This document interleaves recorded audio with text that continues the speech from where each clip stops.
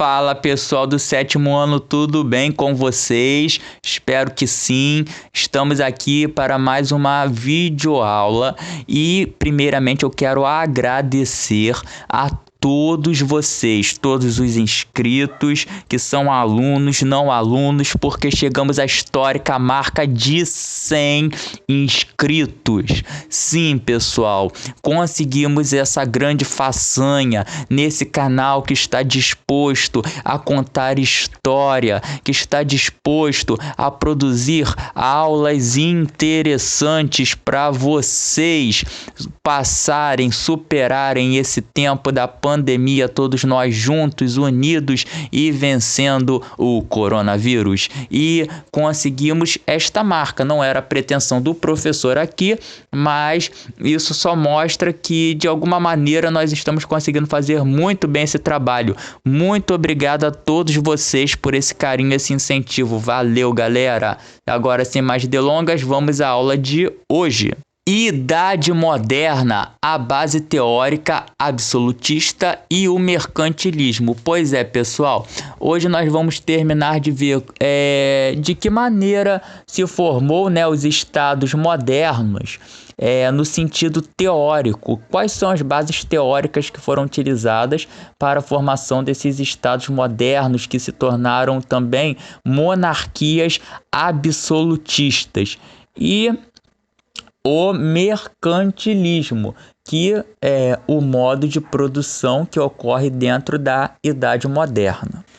E aí, pessoal, nós temos que falar dos estados modernos, ainda continuando, do que a gente está falando no nosso vídeo anterior. Então, temos que falar da Guerra dos 30 anos, pessoal. Essa guerra que aconteceu devido à rivalidade religiosa entre protestantes e católicos. Então, de um lado tinham estados que eram católicos e de outro estados que eram protestantes. Então, do lado dos protestantes, a gente vai ter a Suécia, a Holanda, a Dinamarca e alguns reinos da Alemanha. E do lado dos católicos, tem principalmente a Espanha. A Espanha está ali do lado dos católicos e nesse período a Espanha controlava também alguns reinos alemães. Então você vai ter do lado dos católicos não só a Espanha, mas também alguns reinos alemães. E essa guerra se chama Guerra dos 30 anos, adivinha por quê? Porque ela durou 30 anos. E como que ela vai terminar? Ela vai terminar a partir desse tratado que está escrito aí, o Tratado de Paz de Westfália. A partir desse tratado de paz é consolidado o que a gente chama de razão de Estado, ou seja, o poder vai estar centralizado na mão de um rei, de uma autoridade, e essa autoridade que vai dizer se as pessoas vão à guerra ou não. E essas guerras não podem mais ser por razões religiosas. Essas guerras, elas têm que ser por razões políticas. Então, vai haver nesse quesito uma separação entre Estado e religião, entre política e religião. A política não vai mais se misturar com a religião, não pode ter mais guerras no sentido religioso. Sabe por quê, pessoal? Porque durante a Guerra dos 30 anos, a França, que era uma nação católica, ela vai se aliar aos protestantes porque ela tinha interesse em territórios do Reino da Espanha. Então, o Reino da França, ela deixa de apoiar um reino católico para apoiar reinos protestantes com interesses políticos, certo? Então, através do Tratado de Paz de Westfália, as pessoas vão ter liberdade de praticar a sua religião e cada território vai ser delimitado no que a gente vai chamar de Estado-nação ou os estados modernos, correto? E os estados modernos têm todas aquelas características que nós falamos no primeiro vídeo da Idade Moderna, que vai aparecer o card aí. E esses estados modernos não poderiam se consolidar sem teorias, certo, pessoal? Então vão existir os teóricos absolutistas, ou seja, os teóricos que vão formar esses reinos absolutistas e vão dar base para a formação desses estados modernos. E entre eles estão Nicolau Maquiavel, que a gente viu lá no Renascimento Literário. Ele escreve a obra O Príncipe e sua frase principal são: os fins justificam os meios. Então, pessoal, qual era a ideia de Maquiavel em O Príncipe? Quando ele diz que os fins justificam os meios, é que o rei ele deveria ser amado pelos seus súditos, ele deveria manter o poder, né, ser respeitado, amado e respeitado. Ele teria que saber fazer esse tipo de balança. No entanto, se não desse para esse rei ser amado, ao mesmo tempo que respeitado, ele deveria preferir ser respeitado, ou seja, ser temido. Então, por isso, Maquiavel vai dizer que os fins, ou seja, as atitudes que esse monarca, que esse rei tomar, vai justificar os meios, ou seja, os objetivos que ele quer alcançar. E qual é o objetivo do monarca? A cada dia o objetivo do monarca deve ser centralizar o seu poder, fortalecer o seu poder para assim garantir a segurança do seu reino e impedir que invasores tentem dominá-lo e conquistá-lo. Aí podemos falar do outro teórico absolutista, Thomas Hobbes. Ele escreve, né, o livro Leviatã, e a teoria que ele traz dentro do Leviatã é o contrato social. E a frase de Thomas Hobbes, a que destaca ele, é: o homem é o lobo do homem. O que Hobbes quis dizer com o homem é o lobo do homem? Ele quis dizer que o homem sem regras, sem um controle, ele está fadado a se autodestruir. Então, para que o homem não se destrua e não destrua toda a sociedade, ele abre mão de sua liberdade plena e entrega essa liberdade para o Estado, ou seja, para o governo. E através de um contrato social, ou seja, regras que o povo deveria obedecer, e a sociedade ela vai conseguir se manter viva e saudável, e assim o lobo que existe em cada homem, ele vai ser controlado por esse contrato social. E quem vai gerenciar esse contrato, administrar, vai ser um rei, vai ser um monarca que vai estar ali pronto para gerenciar.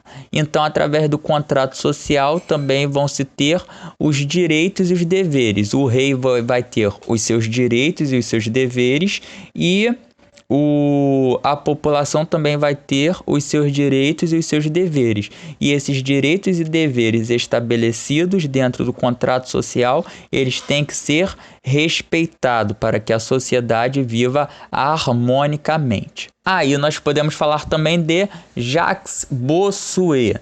Jacques Bossuet, ele vai desenvolver a teoria do direito divino dos reis. Jacques Bossuet, como pode ser visto aí na imagem, ele está com uma cruz, ele era um bispo.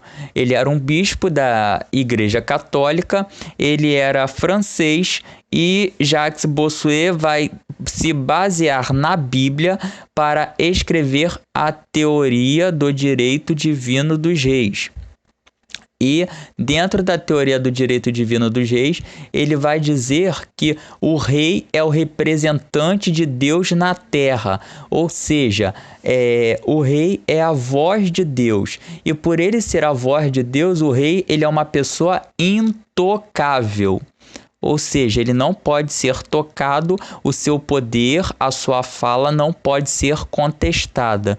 E caso uma pessoa conteste a autoridade, a soberania do rei, ela está cometendo um crime de traição, que nós chamamos de crime de lesa majestade. E o crime de lesa majestade, de traição ao rei, é visto como traição a Deus e era um crime punido com a morte. A pessoa que contestasse o poder do rei, ela era punida com a morte. Agora, saindo um pouco do campo político e entrando no campo econômico, a gente pode falar do meio de produção que predominou durante a Idade Moderna, que foi o mercantilismo. Sim, pessoal, o modo de produção predominante ali durante a Idade Moderna, o mercantilismo, ele tem a ver com o comércio.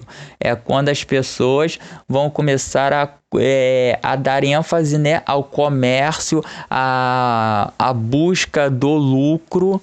Esses estados, né, modernos vão buscar acumular riquezas e essas riquezas vão ser acumuladas através de práticas comerciais.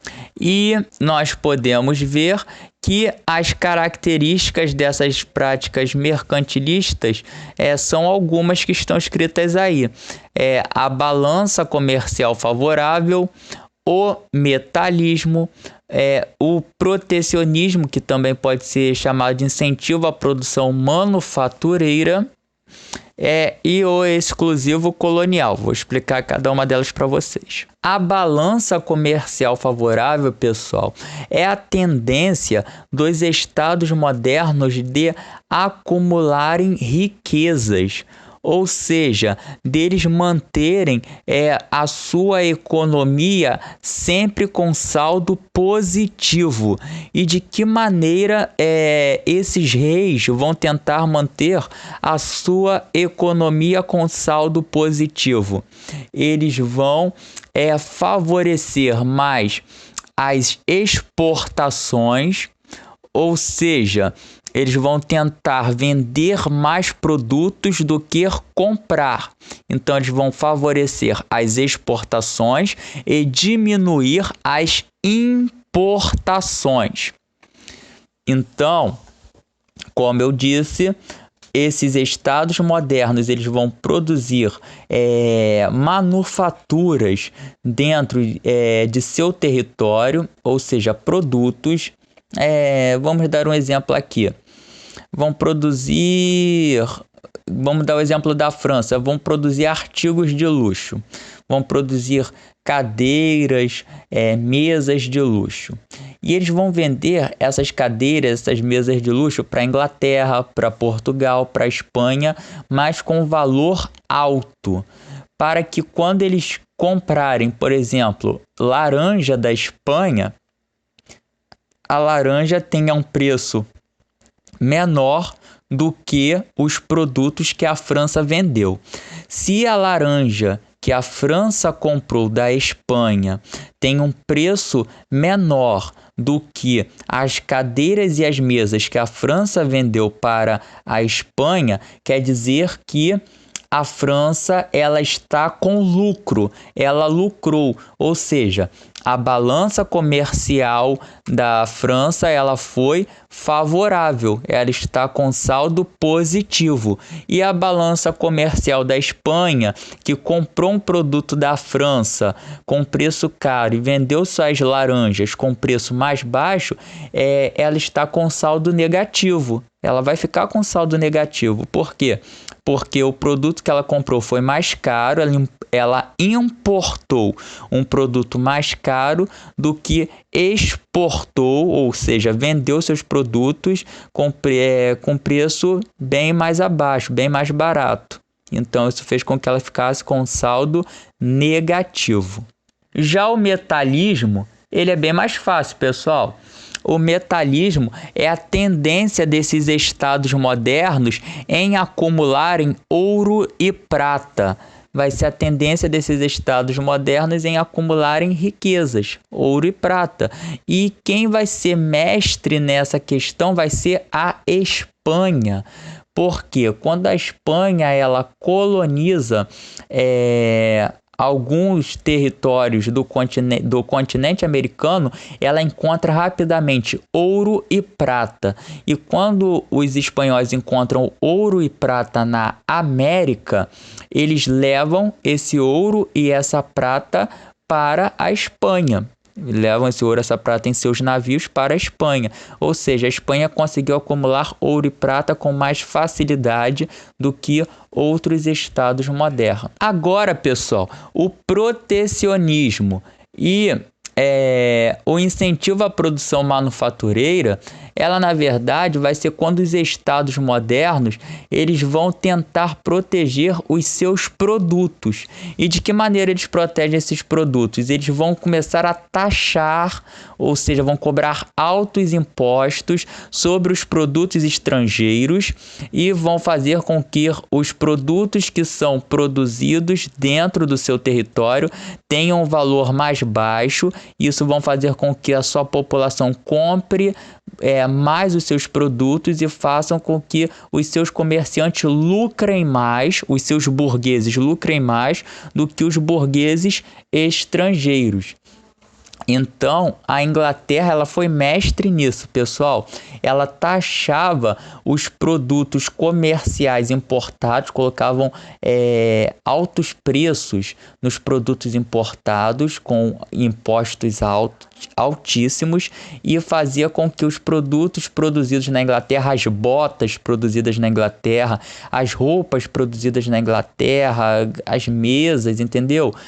Chapéus fossem bem mais baratos e fizesse com que a população inglesa comprasse mais os produtos manufaturados ingleses e que a burguesia inglesa enriquecesse mais do que a burguesia estrangeira. Por quê? Os produtos da burguesia estrangeira elas tinham um preço bem mais alto devido aos altos impostos cobrados sobre esses produtos. E uma outra característica mercantilista, do mercantilismo vai ser o exclusivo colonial, ou seja, vai ser quando os estados modernos eles vão se lançar ao mar e vão colonizar outros territórios além da Europa. Então já disse a questão da Espanha, A Espanha ela vai chegar à América, vai colonizar alguns territórios americanos e aí vai descobrir ouro e prata facilmente.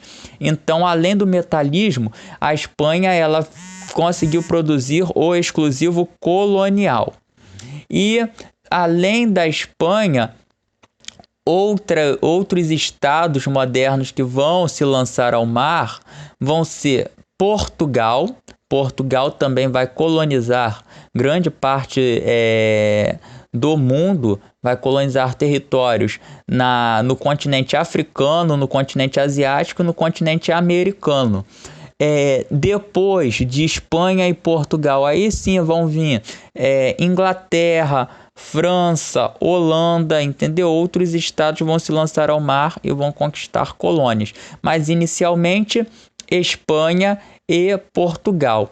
E a concorrência entre Espanha e Portugal no exclusivo colonial, ou seja, em colonizar outras terras, e quando dominassem essas terras, eles chegavam lá e produziam artigos, eles conseguiam produzir artigos que não se eram produzidos na Europa, como a cana-de-açúcar, a pimenta, a canela, o cravo. E esses artigos eram vendidos na Europa a alto preço. eles vão ter uma concorrência tão acirrada quanto a isso, tão acirrada, que vai ser assinado o Tratado de Tordesilhas. Esse que vocês estão vendo aí no mapa, pessoal. Então, a parte que está marcada em verde, ela ficou pertencendo a Portugal, a parte laranja pertencendo à Espanha. Ou seja, o mundo foi dividido entre Portugal e Espanha. E outra característica que a gente pode ver aí dentro do exclusivo colonial é a plantation, ou seja, a plantation ela se caracteriza por um produto principal que é produzido dentro dessa colônia, desse território conquistado por Portugal ou Espanha, e esse produto ele é produzido por uma mão de obra escrava e é vendido unicamente para, no caso, vamos dar o exemplo de Portugal, que colonizou o Brasil. Então os produtos produzidos no Brasil, ele só era vendido para Portugal.